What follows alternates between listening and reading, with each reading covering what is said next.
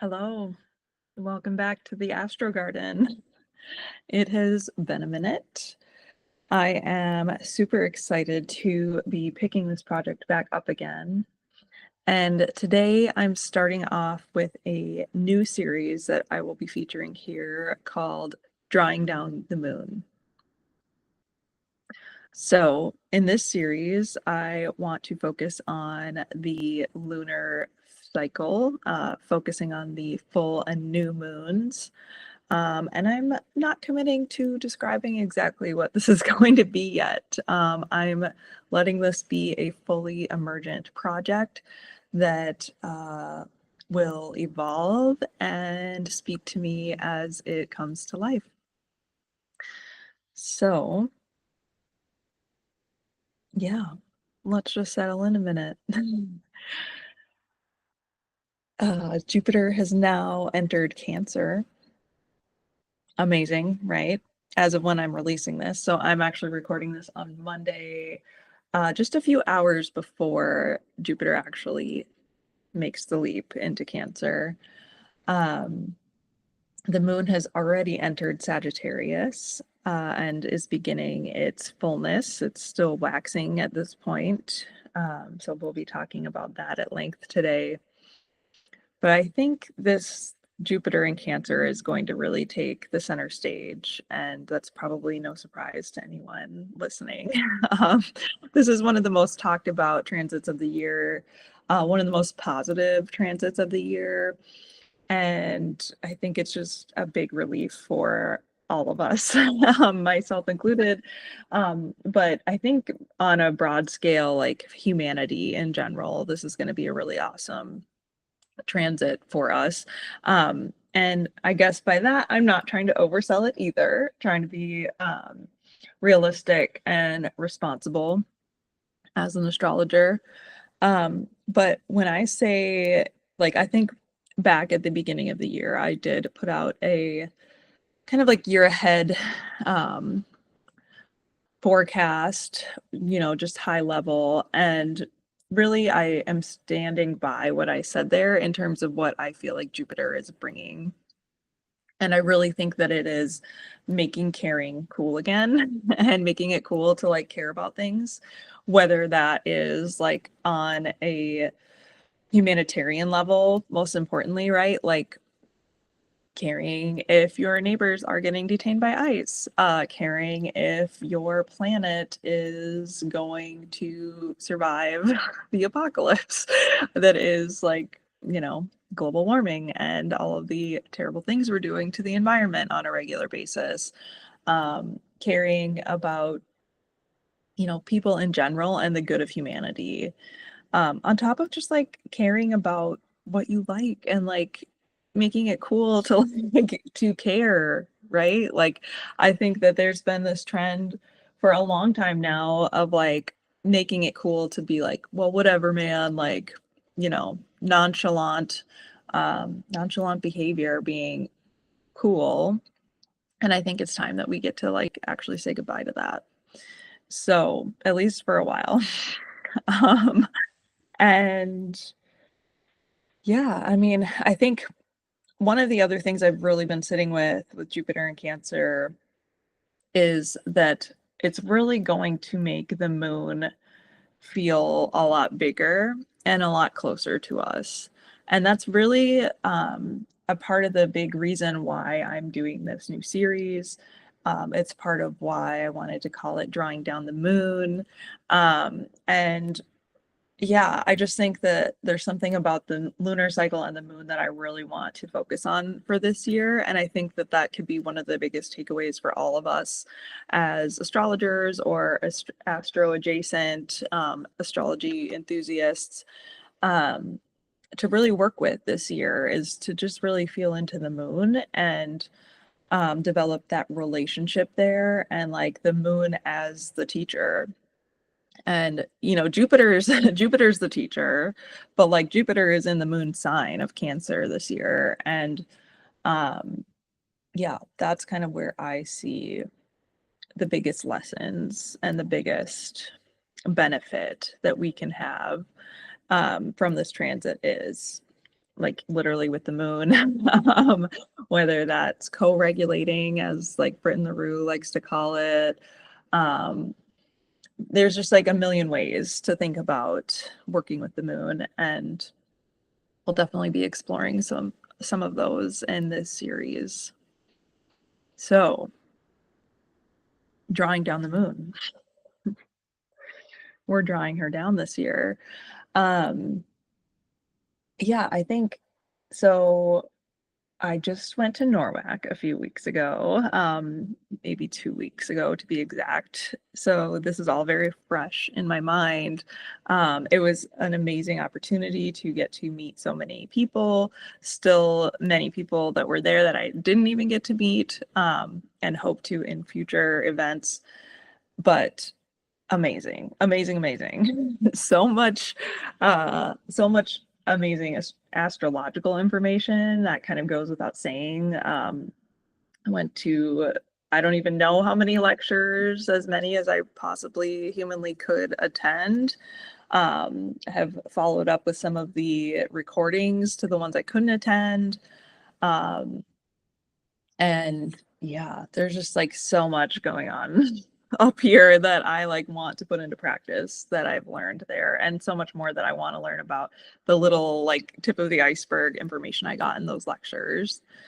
Some of the things that have, one of the main things I think that has stood with me is, well, like I attended 3 of Demetra George's classes there, which was amazing. A living legend, just like what is the phrase that I keep forgetting? She's just like a treasure, like a living, breathing treasure that we have, still, yeah, sharing her knowledge and sharing her work and furthering um, the whole, study of astrology with her work and her exploration and research. So that was a huge privilege to be able to see her speak in real life. I had a book signed. It was awesome. And I just left being really inspired. And one of the lectures I attended was about women in astronomy throughout history.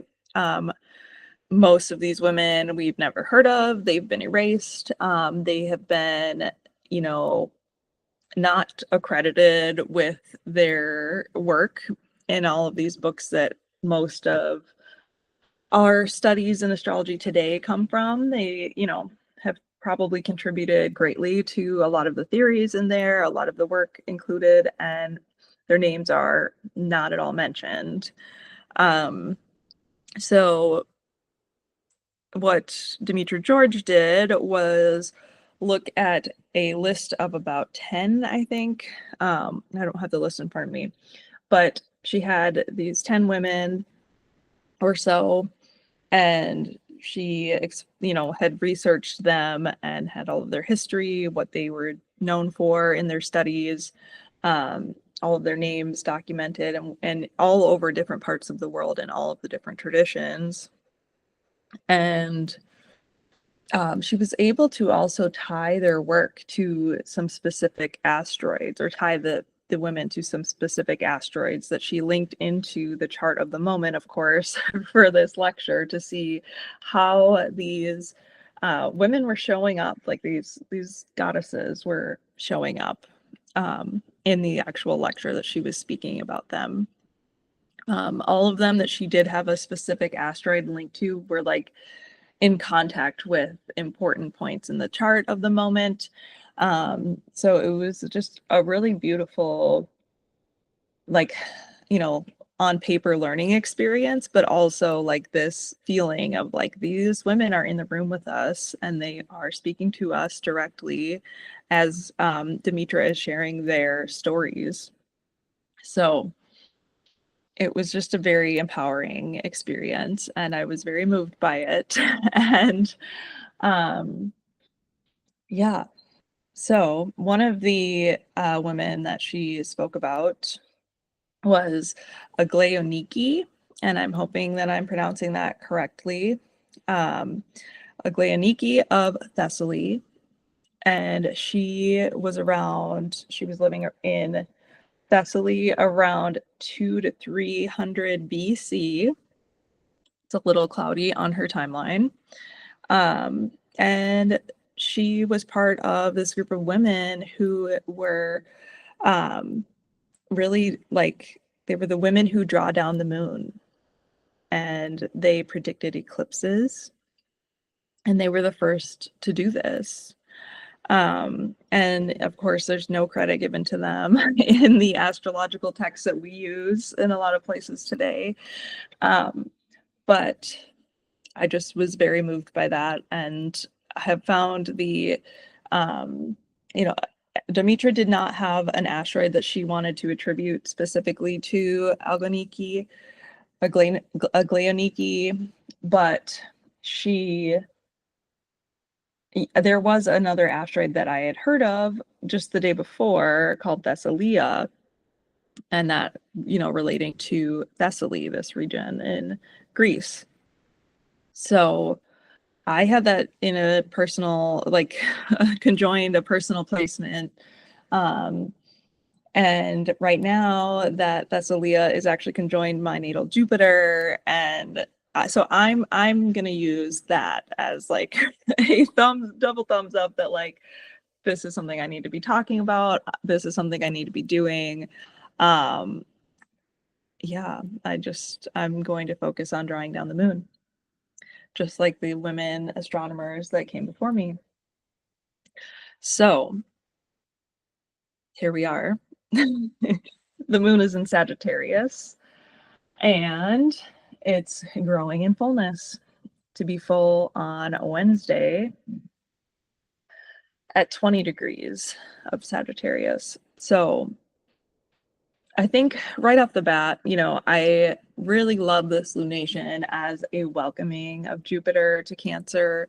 The moon is in Jupiter's fire sign, Sagittarius. It's like, the synchronicities, like in astrology, it you have to listen to them, and you have to just same with the Thessalia asteroid. It's like following the threads that these synchronicities lay out for you. And that's really what I've been trusting into lately, especially. And so when you see things like, okay, Jupiter's moving into Cancer on Monday, the moon's day. And on that day, before Jupiter moves into Cancer, the moon moves from Scorpio, the sign of its fall, to Sagittarius, Jupiter's sign. I don't think it gets any more poetic than that. I don't know if I need to explain this any further or if it's clicking, but there's so it's technically a type of reception. I don't know what the actual name would be, but Jupiter's exalted in Cancer, and the moon is the ruler of Cancer, and Jupiter's at home. Jupiter's the ruler of Sagittarius. So there's this, even though their signs are averse, they can't see each other directly, there's this reception happening that is really beautiful, and this welcoming of Jupiter into Cancer by the moon going into Jupiter's sign. So it just feels like this very, what is the word? It's this flow of yeah, we're collaborating with each other. We're gonna do this, and we're gonna work together, and this is the flavor that's infusing this year ahead of Jupiter and Cancer. So again, it's bringing back the story to the moon, and that moon being the translator of this transit all the way through the year. So an important thing about the moon is that it is always the translator. It's always the place where, because the moon is the closest body to the Earth out of all of the planets and luminaries that we work with in astrology, the moon, brings it down into the earthly realm. we're drawing down the moon. It brings it into reality. It brings it to the people. A lot of astrological texts will refer to the moon as like being of the people, or like in horary or electional astrology, like some of these types of astrology, like the moon can signify the people being humanity, like broadly speaking. There are ties to the moon and the body. We see the moon directly interacting with the tides of the earth, of the oceans on the earth. Like the moon is directly related to our lived experience. So I think I went on a tangent, but the moon, just being like that closest body, I think is really like a key part to understanding this. And then, yes, the other thing I wanted to say is that oftentimes the moon is where it can like translate some of the other transits that are happening. So like when we just look at like mundane astrology, one of the ways I like to do it is, and I'm not a mundane astrology expert, but when I see a chart of the moment, I like to look at like whatever, regardless of what's happening. Let's say we're looking at the chart of, the Jupiter's ingress into Cancer. I want to see where the moon is in the chart to decide like where I think we'll feel that transit happening. So like what house it's in and what topics we're talking about. I don't have that chart pulled up, so we're not talking about that specifically here, but that's how I like to see it, as like the translator of the transit into the earthly realm. So that's one thing you can do. So yeah, like back to what else is happening astrologically at this moment. We've just had Neptune enter Aries as well as Saturn. And as soon as the moon made its entrance into Sagittarius, it immediately trined both of them, namely Saturn, is what I want to talk about today. And as soon as Jupiter enters Cancer, it will be square Saturn. It will be receiving a square from Saturn.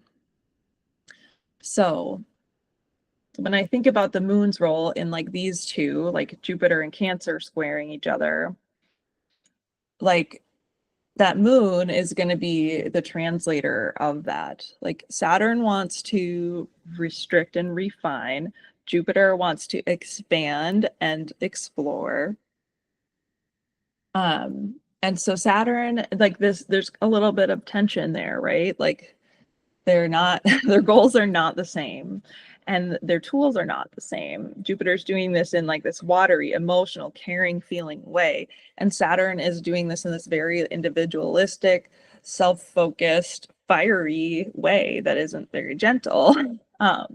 So there's some dissonance there.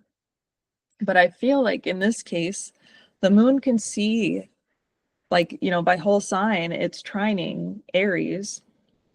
So there's like this, I don't know, this like flow happening that's really nice, I think, that maybe softens the square a little bit, maybe makes it work in a way that is more benefic, adding like the fact that that moon is going to be ruled by this exalted Jupiter. I think once we get Jupiter shifting into Cancer, like this tension might ease up a little bit and we might see the benefic qualities kind of winning out over some of the more malefic qualities happening with that Saturn and Aries. Aries again being ruled by Mars, Saturn being in fall in Aries and like really struggling there. So I think it's nice that the moon is going to be there lending a hand. And then when we look at actually where the moon is decan wise, so remember the decans are like the 3 subsections of each zodiac sign. the full moon is at 20 degrees of Sagittarius, which is the very beginning of the third decan. And the third decan is ruled by Saturn and also the sun. So there's, again, it's just like these synchronicities, right? Like that, like seeing that after I'm already thinking about the trine is another confirmation of like, okay, yes, the Saturn piece is like a really big piece of the puzzle in this transit and in this full moon. So I think, yeah, I think that kind of covers what I wanted to say about this like triangulation between the moon, full moon, the Saturn situation, and Jupiter, and how those three are kind of like, they're the story, really, like they are the story of the rest of the year. For the next year or so, we'll have like Saturn will take a little dip back into Pisces, but then Jupiter's still a big part of that story. So I think that that's kind of like where we can focus our attention for the year ahead. So for this full moon, like thinking about this as like a kind of like a culmination point or a peak, peak moment of the light. This is like kind of a big week. I'm feeling it personally. I'm feeling it like my kids are at a camp this week, but we have like all of these other summer activities that are like, our schedule is packed this week. My work schedule is packed this week. It feels like a full moon week.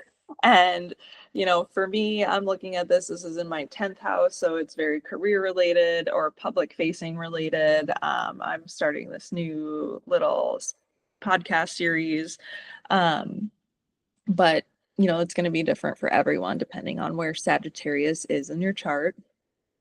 I think, in terms of what the full moon can signify on a broader scale is like shining a spotlight on the Jupiterian greatness that is happening at the same time, and also like not letting us forget like that Saturn piece of like the responsibility and the difficulty and the restrictions that like we get to experience this amazing Jupiter thing within. We don't get to just have the unbridled party time that like this situation with like the moon and Jupiter would probably naturally let us have. Saturn's in here kind of saying like, well, not, you can't have that good of a time. So, but I think that there's still like this, I don't know. I think for me, then the richness or like the story here is like finding the celebration and the freedom and like the Sagittarius like party within the constraints that we're all feeling right now. Like I still like Jupiter is going into my 5th house. Like I'm gonna have a good time.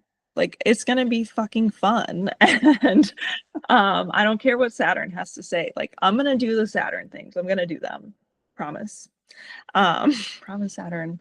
But I'm also gonna have fun while I do it, and I can do those things at the same time, and they don't have to be like this mutually exclusive thing. I don't have to sacrifice the fun to appease Saturn, and I don't have to, sacrifice the like seriousness that Saturn requires and just like go off and party. It's the both and, as it always is. And when we're talking about astrology, it's like holding the paradox, right? And I wonder if there's something about like Jupiter just kind of leaving that sign of Gemini, like we're graduating from this year-long lesson of like holding the paradox. Like if you remember back to me talking about Jupiter and Gemini around this time last year, it's like that's what it is. It's holding two conflicting ideas as equally true and finding like the magic in the space between them. So we've learned that lesson. Hopefully now, like, we have a better idea at least of like how to do that. We've been like working with it for a year in very uncertain and difficult circumstances. And you know what? Like, we're still here, and we're still seeing good things happening. I'm really impressed by all of the efforts being made in LA. I'm really impressed with the footage that I've seen in here in Minneapolis of people like standing up for their neighbors, um, you know, regarding all of the ICE raids and the protests that are happening against them. Um, so I think that we're like getting it, and I think that we are seeing a shift, and I think that this is the moment that we've like literally been waiting for for a long time. Um, so I hope that this moon illuminates something about that for all of us individually and our roles in this greater collective. Um, and yeah, I think it's like, you know, I want us to go like give of ourselves and to like show our support, and to, you know, whether you're able to show up to a protest and do that, or whether you're able to donate money, like whatever way you're able to like speak to these issues or to like give of yourself in some way, I think is amazing. And then I also think that like I love how I'm seeing it happening where people are having a fucking good time. Like the humor that I'm seeing about it, and like the joy that I'm seeing people take in it, and like even just the attitude, like the attitude and the vibe of what I'm seeing is very much like mom energy in like the best way of like, no, those are my neighbors, like get the fuck out of here, like this is my home and I'm not gonna stand for that. It's very like mama bear energy, and I am here for it. So I'm hoping we see more of that. I think that that is maybe like the best manifestation of like this like lunation, and also like this year ahead. Um, yeah, I'm curious if people like want to share in the comments like how they're feeling about this, what's coming up for them this week in their personal experience of the full moon. And yeah, feel free to drop me a line. Well, thank you so much for listening to this inaugural episode of Drawing Down the Moon. I hope that you will stick with me and join me for a future one. Thank you.